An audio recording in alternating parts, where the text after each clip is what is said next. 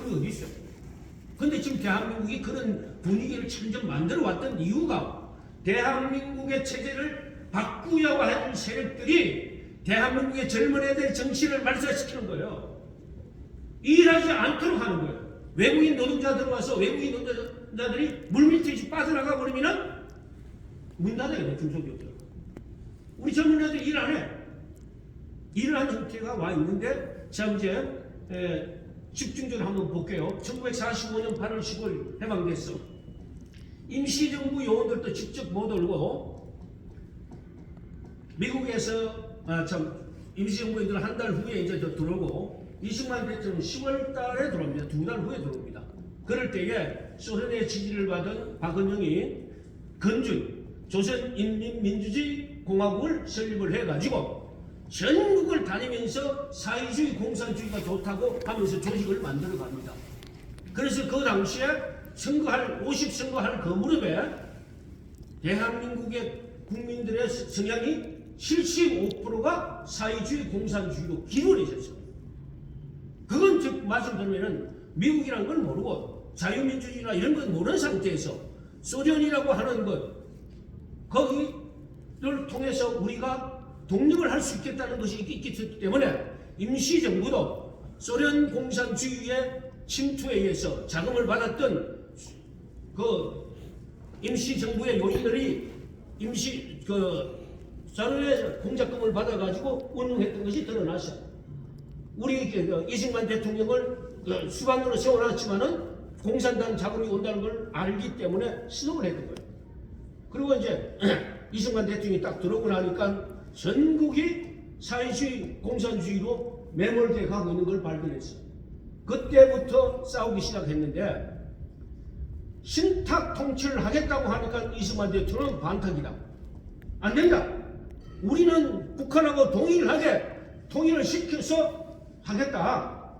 그런데 처음에는 김구나 이쪽에 있는 그 공산주의자들은 처음에는 반대했다가 나중에 찬성을 했어. 소련 쪽에 있어. 찬성했어.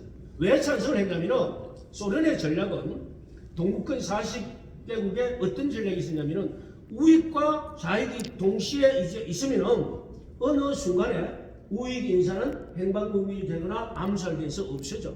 자연스럽게 좌익 정부가 서게 돼요. 동국권. 그래서 소련이 동국권으로 해서 40권을 공산화시킵니다. 그럴 때에 이제 우리는 미소 공동위원회 1차가 되고 무산됐어. 2차 회의도 이 신탁 통치를 하려고 회의하다 보니까 소련의 계략을 이미 이승만 대통령은 파악하고 2차 미소 공동위원회가 결렬된 걸 알고 1947년 정읍에 내려갔습니다. 정읍에 내려가서 우리 남한 땅만이라도 선거를 하도록 해주쇼. 그게 이승만 독트린 정읍선언입니다. 그렇게 해서 그 힘에 의해서 유엔에서 승인을 해가지고 1948년 5월 10일 총선을 합니다.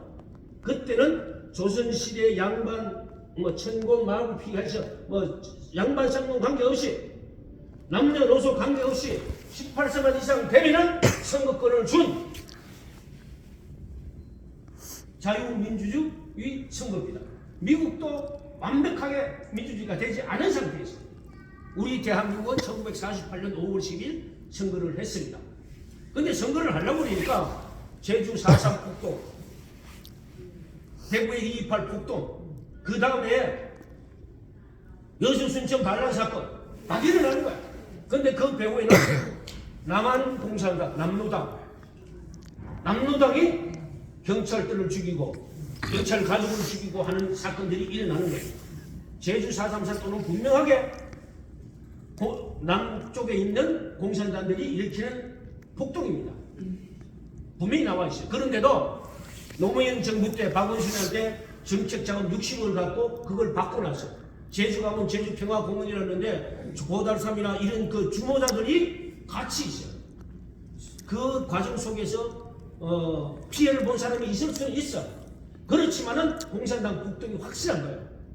그래서 그 추념 안 되는데 5.18과 관련해서 제 쪽에서는 자꾸 공산화를 역사 조작을 하고 있어요. 왜 조작을 하느냐? 이승만 대통령이 폐했던 공산주의자들이 지금 우리 남한 땅을 체제를 변경시키기 위해서 우리 어릴 때는 김인신조가 내려왔어요. 울진삼층 무장고비 사건이 나왔어. 칼기 기변이 칼기 폭발 사건 나왔어. 이러한 사건들 속에서 무력으로 하려니까 남한이 되지 않거든. 그거는 이승만 대통령이 자유민주주의와 시장경제를 딱 들어놓고 토지혁명, 즉 다시 말해 소장농들한테 다 토지를 나눠주세요. 그리고 3년만 잘 지으면은 자기가 농사를 지어서 3년간 꼬박꼬박 30%씩만 내서 3년 하면 자기 토지를 가져가고 6.25 나기 전 6개월 전에 조봉암 그 농기부 장관을 통해 가지고 농지개혁이 끝났어요. 그리고 교육혁명. 그때 당시만 해도 시골 농촌에 우리 할머니나 우리 큰어머님들이 글자를 잘 몰랐어. 근데 학교 선생들은 낮에는 공립학교에서 학교를 가르치고 저녁에는 각 이장들 집에 장대에다가 촛불 켜놓고 아줌마들 동네 아줌마들 다 오게 해가지고 글을 가르쳐서 강화 그래서 문맹률이 확 줄여가지고 98%까지 한글 독해가 다 끝났어. 그만큼 빨리 토지혁명을 완성시키고 교육혁명을 완성시킨 상태에서 북한 애들이 내려와서 야 우리 토지 줄게 무상 줄게 할 때 이미 우리 토지를 받았잖아. 그래서 북한에서 무상으로 줬다가 다시 뺏어버리는 그들의 만행을 알고 우리는 안 한다. 내 거 지키기 위해서 농민들이 결과적으로 이승만 대통령과 함께 공산주의와 싸웠던 것이 대한민국을 지키게 된 거예요. 그래서 1940 대한민국 국시는 반공이기 때문에 온 국민이 반공 정신으로 추출되어 있었어. 그런데 지금 반공 얘기하면 누가 아나요? 요새 간첩이 어디 있어요? 국회에 간첩이 득실득실하고 간첩이 대통령을 한 나라가 이 나라예요. 지금 이제 그 내란 지금 하고 있는 가장 핵심적인 게 20년 전에 간첩의 혐의를 받았던 그 국회의원이 지금 국회의원을 하고 있어. 국정원의 간부가 지금 이 내란을 지금 조직을 하고 있다고. 핵심 인물을 하고. 이러한 상태에 있는데 자 김일성 교수가 뭘 했어요? 이거 지금 동북권의 40개국은 소련에 의해서 다 공산화가 되는데 왜 대한민국은 공산화가 안 되느냐? 조사를 하고 분석을 하니까 한국 교회 때문이다. 아침 일찍 일어나서 새벽 기도하고 새벽 종이 울는데 가서 일하고 부지런히 일하고 그리고 한국 교회는 나라와 민족을 위해서 그때 당시는 때만 10년 기도에만 되면 기도원 가서 같이 10년 기도를 하잖아요. 요새는 교회마다 그냥 송구형 신념하고 그냥 집에 다 가버리고 미리 하고 난다 또 여행 가버리고 그만큼 우리 대한민국은 기도로 세운 나라지만은 기도로 부흥시키던 나라예요. 그런데 이 대한민국을 참탈하기 위해서는 한국교회를 넘어뜨려야 되기 때문에 대한민국 한국교회를 개독화시킨 거예요.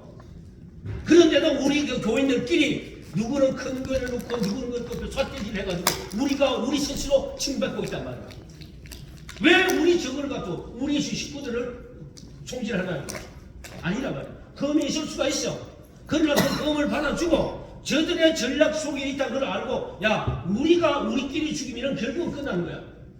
조선시대 망했던 이유가 전봉준이 일어났을 때 일본군을 들어와서 전봉준 군사를 제압을 하고 관노군사를 하고 결국은 먹혀버렸죠. 러시아 아간 파천에서 우리 민비가 사내가 되잖아요. 이 아픈 역사가 되풀이해서는 안 된다는 얘기예요.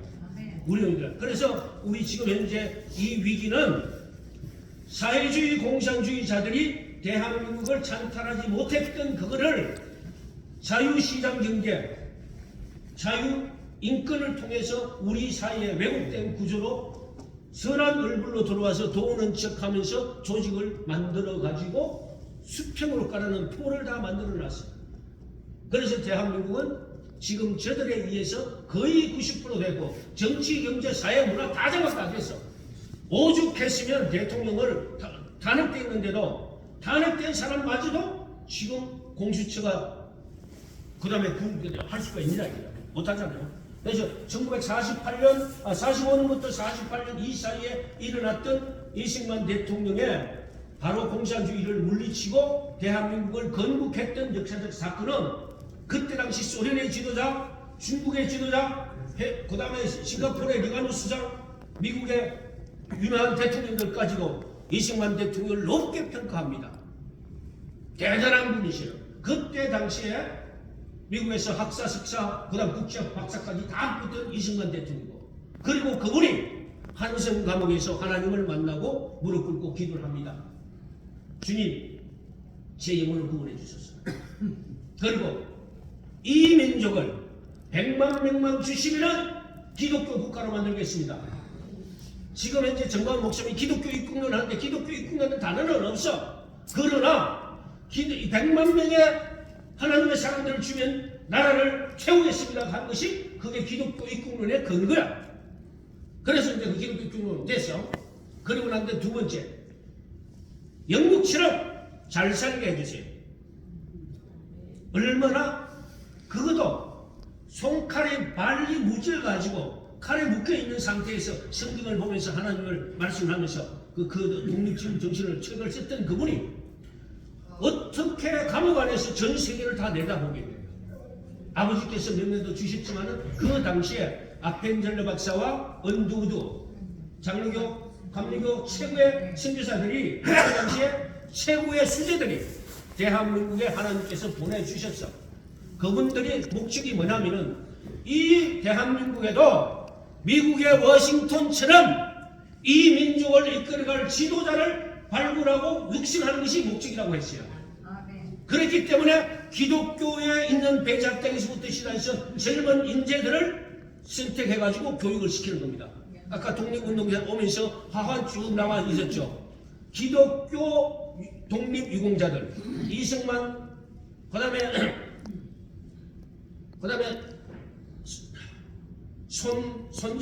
손정도 목사, 우리나라 해군 창을 했던 아버지 손정도 박사, 그 다음에 전덕기 목사. 전덕기 목사 혹시 아세요? 네, 전덕기 목사는 바로 남대문 시장에 있는 상동교회 전덕기 목사님은 그때 당시에 이승만 대통령이 감옥에서 나온 이후에 협성회를 조직했어요. 그래서 애국 청년들을 기울고 그 교회의 청년주인 한 사람이 이준 열사. 그러면 전덕기가 들어. 우리가 거기에서 있는 오늘 이렇게 나왔던 그걸 쭉 사진을 한 반밖에 못 찍었는데 다음 기회에 있다면 그분들이 어떻게 우리 기독 애국 지도자들인지를 한번 살펴볼 필요가 있어요. 그러면 전덕기 목사님들뿐만 아니고 유명한 목사님들도 많이 계셨더라고요. 예, 그러한 부분이 있는데 그러면 이제 다시 한번 본론으로 들어갑니다. 45년과 48년 사이에 사회주의 공산주의를 계기한 것은 이승만 대통령이 전국을 다니면서 사회주의 공산주의는 안 된다. 우리는 단독 선거를 하겠다 해서 단독 선거를 하고 그게 아까 목사님한테 7월 17일 재헌국회에서 기도로 시작한 대한민국. 예? 많이 아시죠? 기도로 시작한 이인영 의원 앞으로 나오셔. 그래서 이인영 의원을 기도를 시키고 그때 당시 두 사람 빠지는 200명, 제주 4.3 사건으로 해서 2개 선거가 빠진 국회의원들 198명이 전원 일어서서 한 30분간 기도했대요. 그런데도 아무나 요새 같은 때는 기도 오래 한다고 난리가 날 거 아니야. 아무도 저는 아멘으로 받았어요. 그게 우리나라의 기독의 역사입니다. 대한민국의 기독의 역사를 빼고 대한민국 역사를 말할 수가 없어요. 그렇기 때문에 우리 크리스천들은 정말로 자랑스럽게 대한민국 살아있고 지금의 성장 발전은 한국 기독교 때문이다. 한국교회 성도들이라고 자신있게 얘기를 해요. 선교가 들어왔어요. 우리 그때 한성 감옥에 40명에 그러니까 한성 복당이라고 해요. 이승만 대통령이 거기서 하나님을 영접하고 난 다음에 한 분 한 분 전도를 했는데 거의 40명이라. 근데 그 당시 어떻게 40명이 거기에 했겠어요? 그 당시 고종황제나 조선인 문을 갈 때 깨어있는 개혁 인사들이 거기로 추억이 되는 거예요. 감옥으로 갈 수밖에 없었던 상황. 거기서 이승만 대통령이 회심하고 한 분 한 분 하나님의 사람으로 만들었던 40명 한승 복당 동지들 그 사람들이 나와가지고 전도가 애국, 애국이 전도. 하나님은 36년 동안에 우리 민족을 하나님의 말씀으로 가르치고 천국복음을 선포하고 그리고 병든 자 가난한 자를 구제해 주기 위해서 외국 친구산 미국, 캐나다, 호주, 영국 들어와서 학교를 지었죠. 맨 처음에 병원을 지었죠. 교회를 지었죠. 아주 예수님의 3대 사역을 아주 철저하게 우리나라에 와서 해줬던 그 당시에 최고의 엘리트들, 우리 대한민국. 이걸 어떻게 하나님의 은혜가 아니면 해석할 수 없는 역사적인 사실이에요. 이거를 우리 한국교회 성도님들이 정확하게 우리를 표명하거나 한국교회를 표명하면 딱 앉혀놓고 우리가 얘기할 수 있어야 되는데 구체적으로 모르는 얘기 못하면 어버버버 해보면 안 되잖아. 그래서 한국교회는 앞으로